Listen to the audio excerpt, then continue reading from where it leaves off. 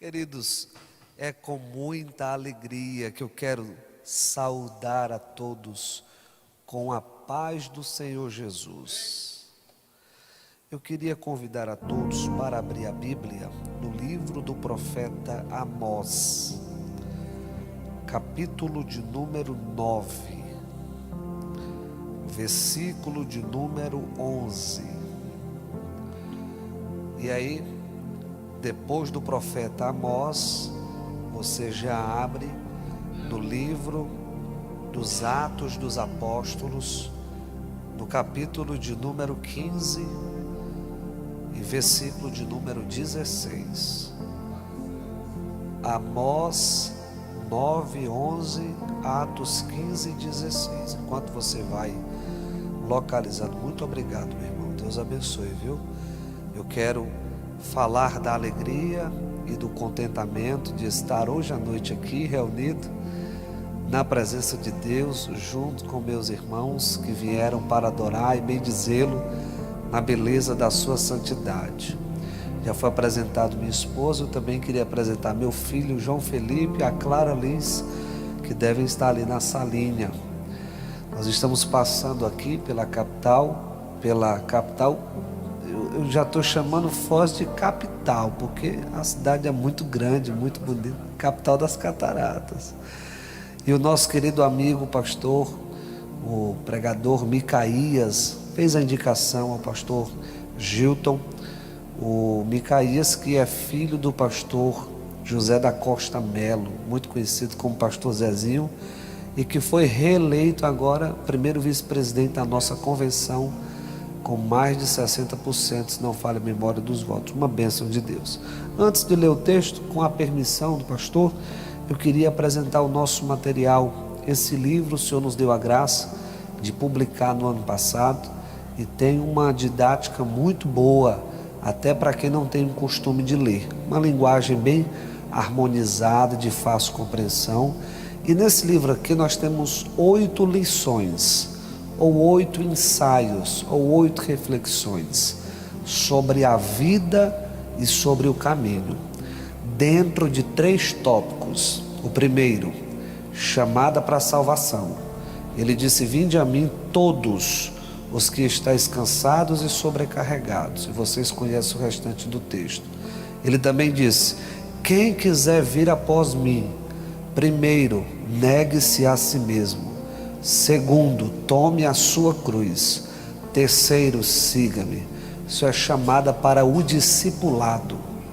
Terceiro, chamada para a missão. Mateus 28, ide por todo o mundo e pregai o evangelho. Eu falo dessas 3 temáticas, desses 3 temas, em forma de reflexão, uma bênção. E dentro de cada capítulo eu conto parte de uma experiência que eu tive com Deus em muitos lugares do Nordeste, pregando o Evangelho do Senhor. Vai estar à disposição dos irmãos e eu tenho certeza que aquele que adquirir será muito abençoado. Localizaram o texto bíblico aí? Diz assim a palavra do Senhor. Amós capítulo 9, versículo 11. Naquele dia levantarei a tenda caída de Davi. Consertarei o que estiver quebrado e restaurarei as suas ruínas. Eu a reerguerei para que seja como era no passado. Atos 15, 16. Depois disso, voltarei e reconstruirei a tenda caída de Davi, reedificarei as suas ruínas e a restaurarei. Eu digo amém e graças a Deus. Podem tomar os assentos, glorificando ao Senhor Jesus e bendizendo a Ele na beleza da sua santidade. A reflexão para essa noite, esse culto abençoado, ela é bem objetiva, sem muito arrudeio. Nós temos alguns tabernáculos na Bíblia, porém, os mais famosos são o tabernáculo de Moisés, o que a gente chama de tenda de Davi e o que a gente chama de templo de Salomão. O incomum a eles é que ambos ou todos estavam ali para guardar a arca da aliança, que era símbolo da presença de Deus no meio do povo. O tabernáculo de Moisés é conhecido como o tabernáculo da originalidade. É o primeiro tabernáculo que você vai ver. E foi Deus quem deu a planta do tabernáculo de Moisés. E também foi Deus quem providenciou as ofertas para a construção do tabernáculo de Moisés. O tabernáculo ou templo de Salomão é conhecido como o templo da riqueza, o templo luxuoso. Nós temos uma réplica aqui no Brasil que eu acho que não chega muito perto do que aquilo que a gente vê na Bíblia de fato, mas é um templo considerado muito luxuoso, o templo de Salomão. O templo ou a tenda de Davi, das três, era a mais simples, porque a gente não vai ver Davi construir assim com muito tempo, e ele ainda intitula o nome de tenda, ele ainda diminui o negócio chamando de tenda. É como se fosse ali algo bem de improviso para colocar a arca da aliança embaixo. Mas antes da gente chegar na tenda de Davi, é importante a gente rememorar. Eu digo isso porque nós conhecemos a história de Davi, eu sei que vocês conhecem a história de Davi, mas vale a pena a gente rememorar o amor que ele tinha pela presença de Deus. Quando Deus vai falar sobre Davi pela primeira vez, ele chega para o profeta e diz que tem um que é melhor do que o que estava sentado no trono naquela época, e que esse que ele tinha era segundo o seu coração. O mais interessante é que Deus vai falando sobre Davi, trazendo as características de Davi, sem citar o nome de Davi. Outra vez o Senhor chega para Samuel e vai falar sobre Davi. Até quando tu vai ter dó desse que está sentado? Vai lá, chegou a hora. Outro dia o Senhor deu até o endereço, o Senhor deu até o nome do pai dele, mas não disse o nome de Davi. O Senhor levou até o profeta na casa dele, mas não falou o nome de Davi. Parece que o Senhor quis trazer uma lição para a gente, que aquilo que nós somos vale muito mais do que o nome estampado no nosso RG. O ser humano, ele é levado muito pelo nome. Deus, ele com certeza leva em consideração quem nós somos diante dele.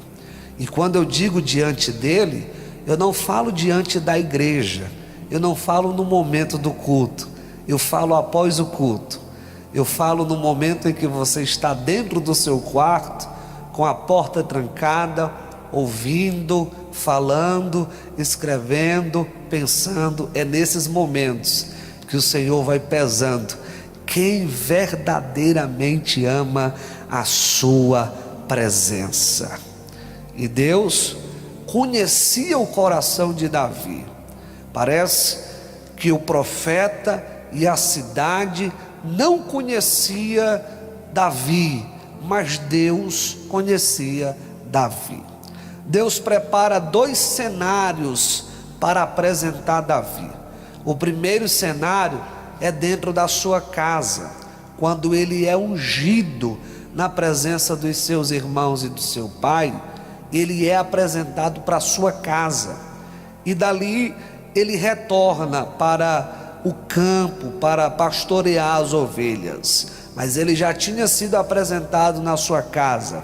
O segundo cenário é em 1 Samuel 17, o Senhor prepara uma guerra para apresentar Davi a Israel. É aqui que eu começo a entender que nem sempre as guerras se levantam para nos matar.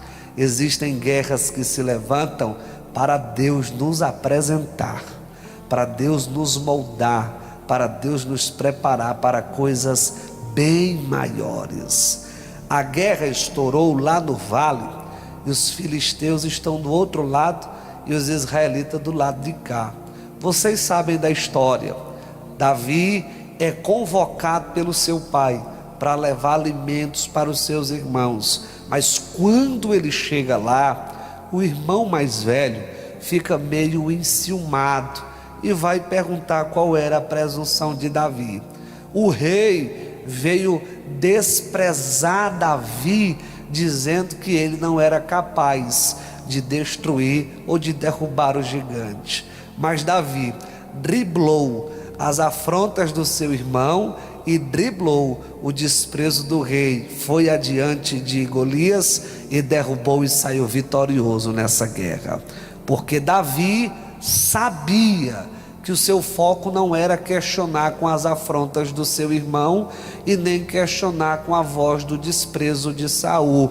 Ele sabia que o foco dele era derrubar Golias. É aqui que a gente precisa entender a artimanha do maligno, porque quando você traça uma meta, você traça um caminho, no meio desse caminho, o inimigo das nossas almas vai tentar nos tirar a atenção do nosso foco principal, tirar nossa atenção com as afrontas, tirar nossa atenção com a voz do desprezo. Só que quem sabe onde quer chegar não anda se envolvendo com a voz das afrontas e nem se deixa levar com a voz do desprezo, porque conhece o potencial que tem em Deus no seu coração e nas suas atitudes.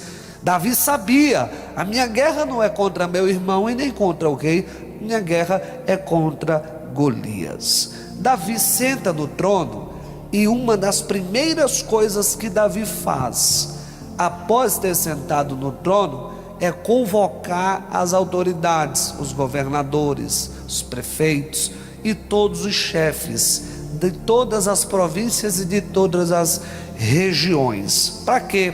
Para estabelecer o primeiro decreto dele como rei. Está lá em 1 Crônicas, capítulo de número 13 e versículo de número 3. Começa no versículo 2, mas o foco é no versículo 3. Quando ele reúne o povo, ele estabelece o decreto. Que decreto é esse? Eia, tragamos de volta para nós a arca do nosso Deus, que fora desprezada nos dias de Saul. Eu não sei se você conseguiu entender, ou se você com certeza deve estar lembrado que eu disse no início que a arca da aliança era o símbolo da presença de Deus. Davi está dizendo que ela foi desprezada nos dias de Saul, mas nos dias dele essa arca não seria desprezada. A presença de Deus seria prioridade no reinado de Davi. Davi, parece ou não, a Bíblia deixa claro que ele amava a presença de Deus. Eu não estou falando de um prefeito, de um governador, de um chefe. Eu estou falando da maior autoridade política na época, Davi, o rei. Parece que ele chega e diz assim: a gente só continua o reinado se a presença de Deus estiver em nosso meio, porque a presença de Deus vale muito mais do que qualquer posição, do que dinheiro, do que patrimônio e do que qualquer coisa que essa vida possa nos dar. a presença de Deus vale mais do que qualquer coisa que esse mundo possa nos oferecer. Eu não sei se isso vai atrapalhar o seu culto, mas se não atrapalhar, eu queria que você falasse para alguém e dissesse assim: a presença de Deus vale muito mais do que qualquer coisa que você possa adquirir aqui nessa terra. A presença de Deus vale muito mais. E ele vem trazendo de volta a Arca da Aliança, e a gente sabe da pressa que ele tem em ver de volta a presença de Deus no meio do seu povo, que ele comete alguns erros, e esses erros não são lá perdoados. Morre gente, a arca precisa ir para a casa de Obed-edom, mas a gente não quer se deter aqui. Nós queremos chegar no momento em que ele entra com a arca de novo em Israel, em Jerusalém. Quando ele está entrando com a arca da aliança e vê todo aquele cenário em que a bênção de Deus, a presença de Deus retornando para sua casa, de onde nunca deveria ter saído, ele começa a dançar, bailar e se alegrar na presença de Deus. Alguém que não entendia, um coração que ama tanto a presença de Deus, um coração que está alegre em ver a presença de Deus retornar, no seu coração começa a desprezar, no seu coração começa a achar que aquilo tudo era uma coisa vã, uma coisa de momento. Mas quem ama verdadeiramente a presença de Deus, sabe que quando a presença de Deus vem, não tem como segurar as lágrimas, não tem como segurar o glória a Deus, não tem como segurar a alegria, porque a presença de Deus, ela contagia o nosso coração, ela envolve o nosso emocional e nos deixa mais firmes e com vontade de orar, com vontade de clamar, com vontade de adorar. Eu sei que quem ama a presença de Deus, ao sentir a presença de Deus, não consegue ficar calado em um culto como esse. Ele adora, ela adora, ele bendiz ao Senhor, ele manifesta o que o seu coração está sentindo ao ver a presença de Deus. É isso que está acontecendo com Davi. E Davi se empolgou tanto naquele dia, que ele resolveu quebrar todas as regras que tinha e que vinha se mantendo desde a época de Moisés. Ele resolveu, como a gente diz mesmo, quebrar o protocolo. Ele quebrou o protocolo de verdade e resolveu estabelecer um novo estilo de culto. Naquela época só podia ir até o Santo dos Santos uma vez ao ano, ver a arca e a tampa do propiciatório e aquela faixazinha azul e a glória de Deus. Só podia ir uma vez ao ano o sumo sacerdote, você sabe disso. Davi resolveu fazer diferente. Faça uma tenda, coloque a arca embaixo, chame os levitas, chame os maiorais, que a gente vai fazer aqui uma agenda para cada um. Aí eu estou imaginando alguém dizendo: vai ser na segunda fulano, vai ser na terça fulano, 2 dias depois vai ser cicrano. E aí Davi começa a fazer a agenda, só que ele não faz uma agenda de dias, ele faz uma agenda de horas. Ele começa a estabelecer: esse horário da manhã vai ser essa equipe, esse horário da tarde vai ser essa equipe, esse horário da noite vai ser essa equipe, esse horário da madrugada vai ser essa equipe, no outro dia de manhã vai ser essa equipe, de tarde vai ser essa equipe, no outro dia vai ser esse mesmo horário, no outro dia vai ser.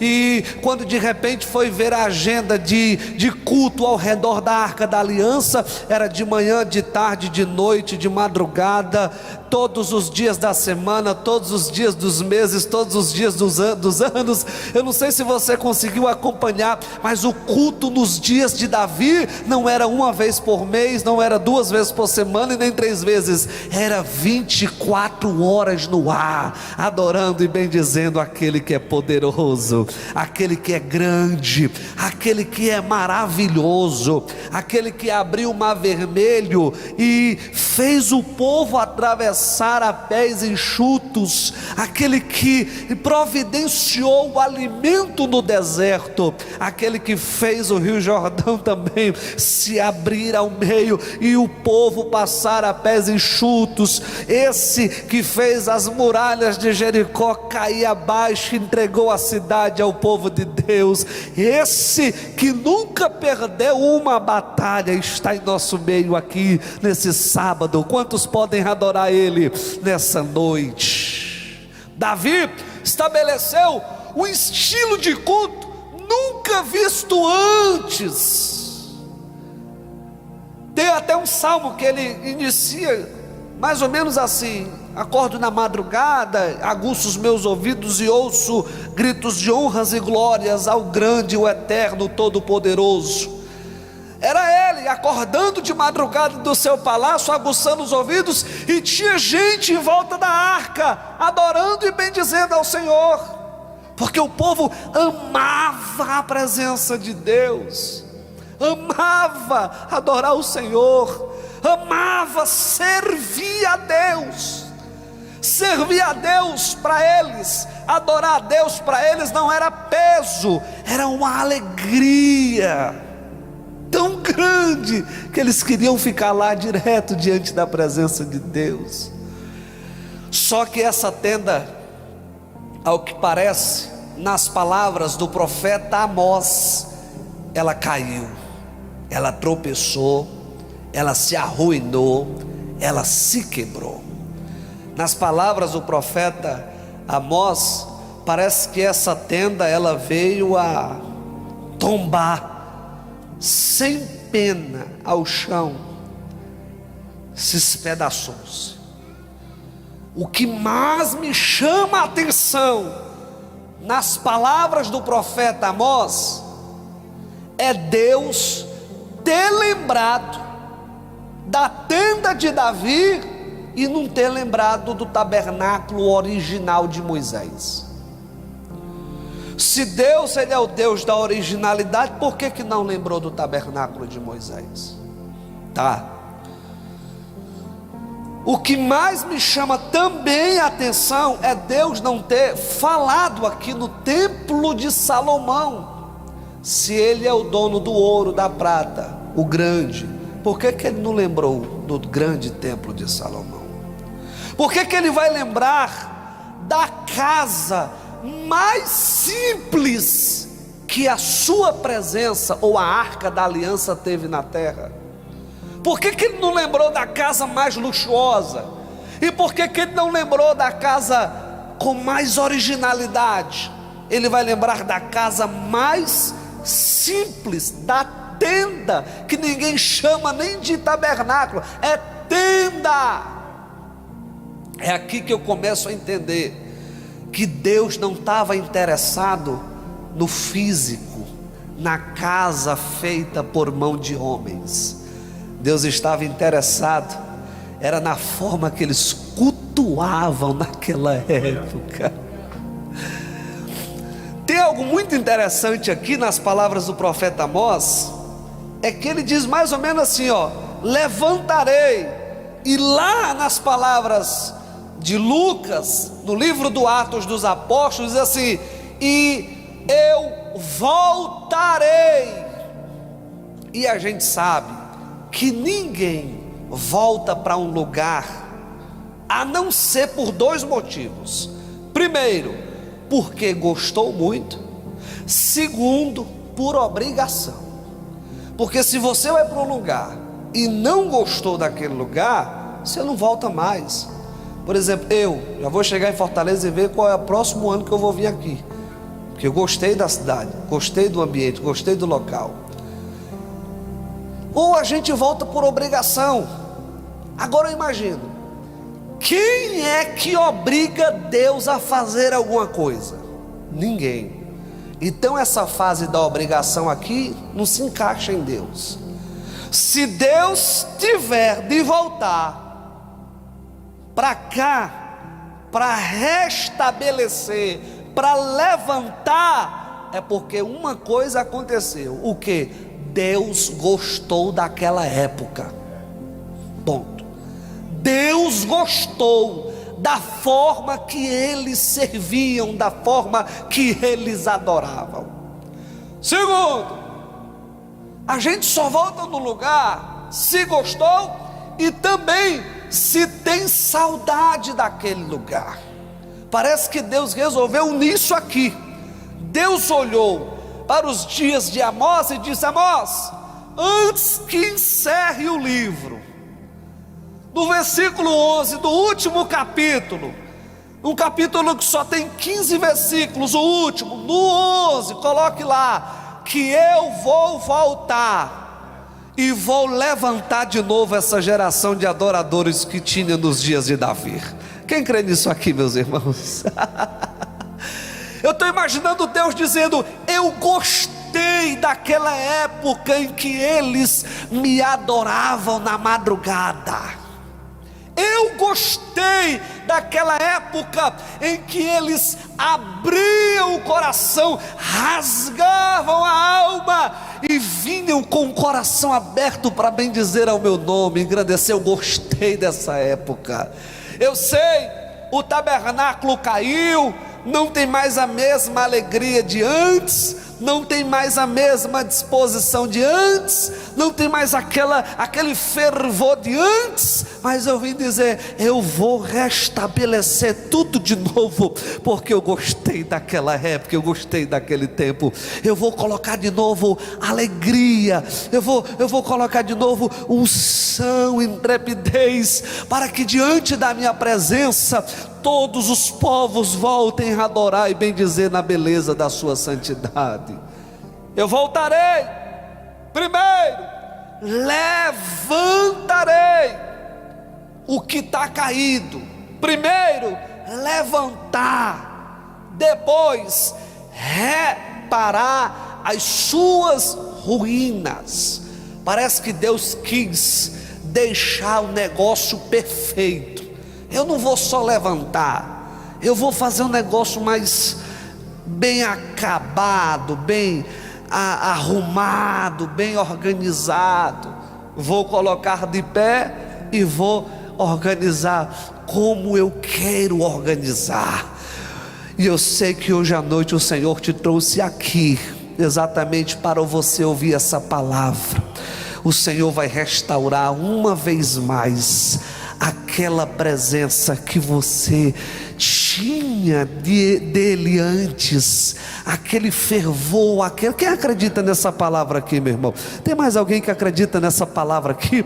Aquela vontade de orar mais, aquela vontade de consagrar-se mais, aquela vontade de ler mais a palavra, aquela vontade de estar mais diante da sua presença, porque uma coisa eu vim dizer hoje à noite: a presença dele vale muito mais do que qualquer coisa que possamos encontrar aqui nessa terra. A presença dele é melhor. Eu sei que ele vai restaurar esse tempo para que nós possamos adorar ele ainda mais e bendizê-lo na beleza da sua santidade. Caminhando para a conclusão dessa mensagem, eu não poderia deixar de citar uma das pessoas que eu muito admiro na Bíblia Sagrada, Moisés. É interessante como Deus chama Moisés lá no capítulo 32 do Êxodo para cima do monte e resolve entregar a ele os mandamentos, as placas da lei, as placas do testemunho, enfim, as leis para organizar a conduta do povo no deserto. São 40 dias e 40 noites, quando Deus dá uma olhadinha lá embaixo e vê que o povo já está tudo longe da presença, prostrado diante de um bezerro de ouro e dizendo ao bezerro, e honrando ao bezerro de ouro com honras e glórias pelo que havia acontecido na travessia do Mar Vermelho.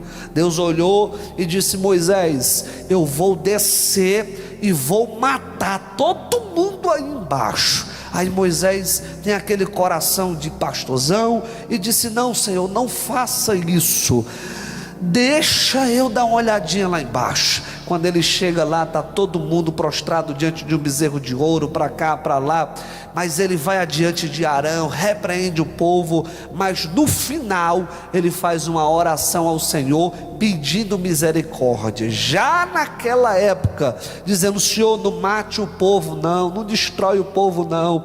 Quando de repente o Senhor para com a nuvem na porta da tenda e diz: Moisés, eu vou atender o teu pedido, não vou matar o povo, só que a partir de hoje a caminhada vai ser diferente. A promessa que eu fiz a esse povo foi uma terra boa, uma terra que mana leite e mel. O nome dela é Canaã.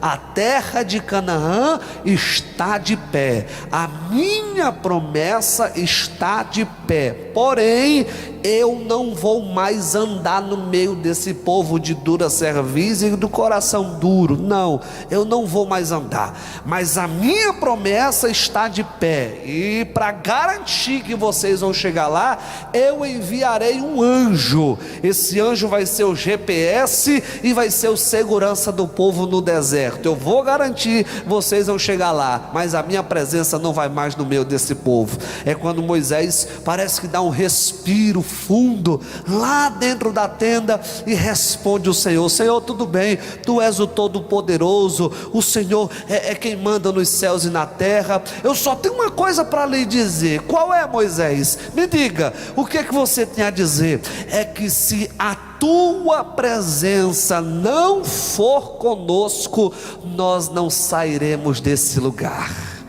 É que se a tua presença não estiver conosco, nós não iremos levantar a perna direita, a perna esquerda, e não sairemos desse lugar. Por quê? Porque a tua presença vale muito mais do que a terra que tu nos prometeu. A tua presença vale muito mais do que a companhia de anjo no deserto. Quantos aqui consideram que a presença de Deus vale mais do que qualquer coisa que Ele possa nos oferecer? Aleluia! Eu pregando um dia essa mensagem, um jovem chegou para mim no Maranhão e fez a seguinte pergunta: Edmagno, eu gostei, agora me responda uma coisa.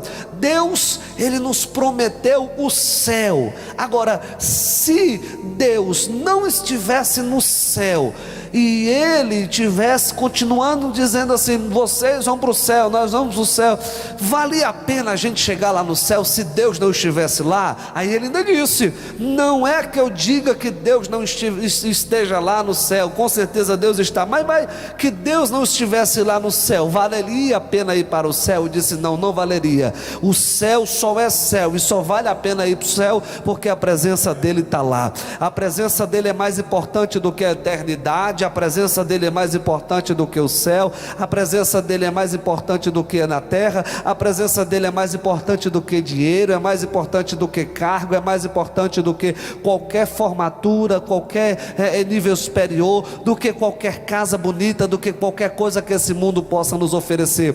Se nós tivermos a presença de Deus, nós teremos tudo, mas se nós tivermos tudo e não tivermos a presença de Deus, nós não teremos nada, porque a presença de Deus é que vale a pena em nossas vidas. A presença de Deus é quem nos dá alegria para continuar todos os dias. E eu fico olhando às vezes que as pessoas dizem ter a presença de Deus, dizem amar a presença de Deus, mas não tem mais tempo para orar. Tem tempo para tudo, tem tempo para trabalhar, tem tempo para a família. E não é que isso seja errado, isso é necessário, isso é de direito. O que é errado é ter tempo para tudo e não ter tempo para a presença de Deus. Mas quem tem tempo para a presença de Deus sabe que vale a pena passar uma hora conversando com Ele, bendizendo ao nome dEle, na beleza da sua santidade, engrandecendo a Ele. Que nessa noite você saia daqui entendendo essa verdade, de que a presença dEle vale muito mais do que qualquer coisa que Ele possa nos oferecer. A presença dEle vale mais em nossas vidas. Davi entendia tanto isso, que no Salmo de número 51, em que é descortinado um erro, um pecado que ele havia ali escondido, que havia jogado para debaixo do tapete, e Natã chegou contando uma parábola, revelando o que tinha acontecido ali, de forma indireta. Ele sabia tanto que a presença de Deus valia mais do que qualquer coisa nessa terra, que lá no Salmo de número número 51, ele não está preocupado com a cadeira, não está preocupado com o reinado, não está preocupado com nada. Ele só diz assim: Senhor, que o teu Espírito Santo não se afaste de mim, não retiras de mim a presença do teu Espírito, não retiras de mim a presença do teu Espírito, não retiras de mim a presença do teu Espírito. O apóstolo Pedro, ou o discípulo Pedro, como você quiser dizer, ele sabia tanto que a presença de Deus valia mais do que os milagres, que lá em João capítulo de número 6, no início do capítulo, Jesus multiplica pães e peixes, e aí no 22 em diante, Jesus vai para o outro lado do lago. Aí a turma que estava desse lado e viu ele multiplicar pães e peixes, foi lá para o outro lado também.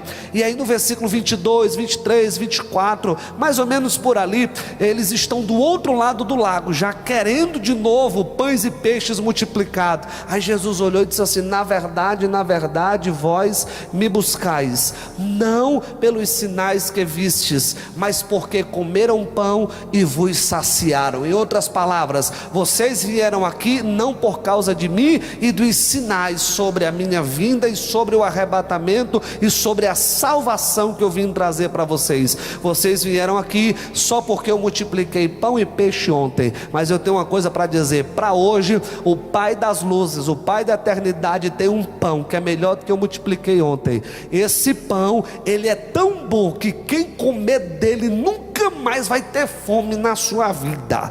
Aí o povo ficou: mas que pão é esse, rapaz? Que padaria diferenciada é essa?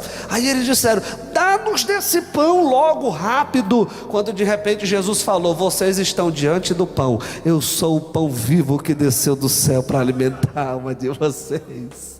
Só que eles não queriam a presença de Jesus, eles queriam o que Jesus poderia dar. O que era? Pão e peixe multiplicado. Aí eles começaram a sair.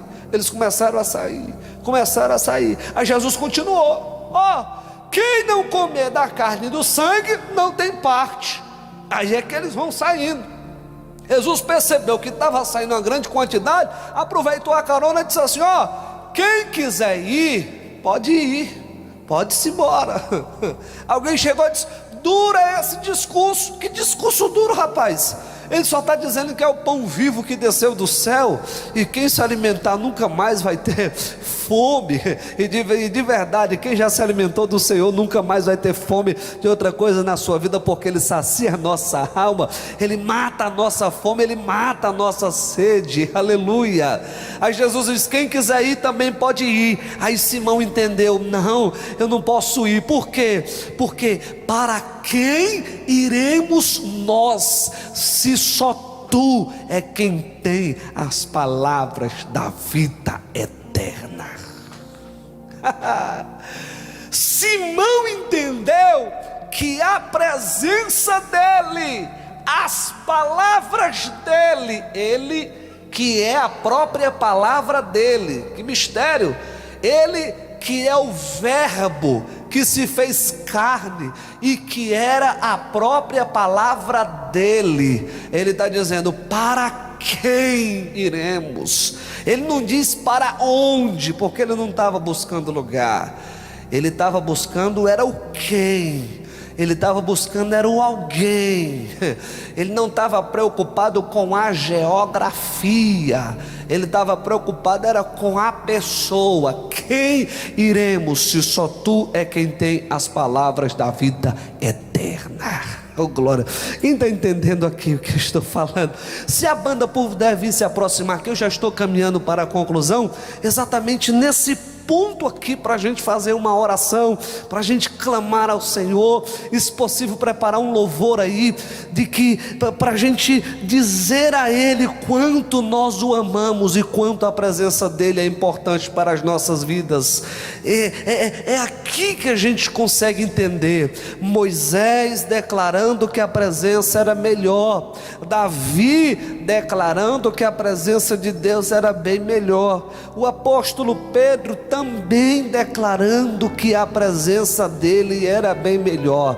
O horário já está indo embora, mas a gente passaria a noite toda aqui citando outros personagens bíblicos em dizer que a presença dele é muito melhor em nossas vidas. Eu queria que você se colocasse de pé nesse momento, eu queria que você fechasse os seus olhos, eu queria que você desse um mergulho na sua alma aqui nessa noite e perguntasse lá no profundo do seu ser, essa noite, se realmente você tem amado a presença dele muito mais do que as coisas desta vida, muito mais do que as coisas dessa terra. Eu não poderia encerrar também sem dizer que ele está vindo, e qualquer hora nós seremos tomados dessa terra para se encontrar com ele eternamente. Por isso, nesse momento de devoção, feche os seus olhos e fale para a sua alma e diga: ame mais ao Senhor, dedique mais tempo ao Senhor, ore mais ao Senhor. Eu queria te dar esse momento para você adorar Deus de todo o teu coração, abrir o teu coração e declarar a Ele: Senhor, aleluia, o quanto você o ama, aleluia. Quem sabe adora ao Senhor, sabe viver, aleluia. E onde estiver, clamar pela glória, a glória de Deus. Adore, pois quem já pisou no santo do santo, em outro lugar, não sabe viver. E onde estiver, do que clamar pela glória, a glória de Deus. Mais uma vez bem forte, quem já pisou, declare bem alto. Pois quem já pisou no santo do santo, em outro lugar, xaraba canta lava suriana lá, oh aleluia, clamar pela glória, a glória de Deus. nós te amamos, Espírito Santo,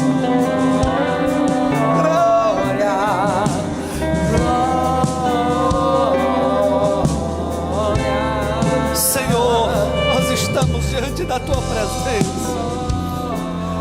Sem a tua presença nós não conseguimos andar, sem a tua presença não dá para respirar, sem a tua presença, Senhor, não dá para estudar, sem a tua presença, Senhor, não dá para se relacionar, sem a tua presença não dá para viver, sem a tua presença não vale a pena estar aqui nessa terra, sem a tua presença não vale a pena pregar, sem a tua presença não vale a pena cantar, se a tua presença não vale a pena vir ao culto, se a tua presença não vale a pena estar aqui. Nós só estamos aqui por causa da tua presença, por causa do teu amor que nos abraçou. Por isso eu te peço, Espírito Santo, vem com tua presença, e onde tem o coração aberto aqui essa noite, enche esse coração com a tua presença.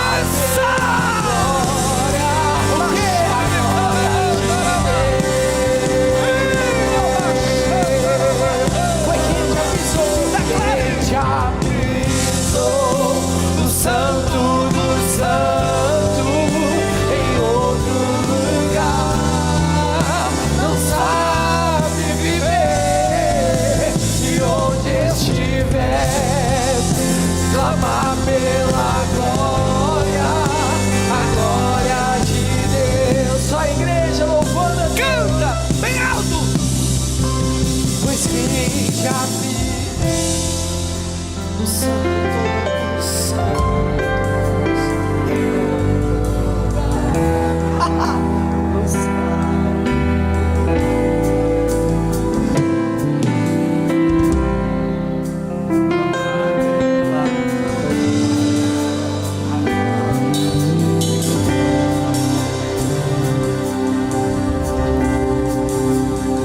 queria que você, eu já vou voltar o microfone, mas enquanto o homem de Deus prepara mais um louvor, se isso não atrapalhar o seu culto, eu queria que você tentasse dar um sorriso para alguém que está do seu lado e dissesse assim: tá vendo? A presença de Deus vale muito mais do que qualquer coisa que a gente pode alcançar aqui nessa terra. A presença de Deus vale mais. Amém, glória a Deus.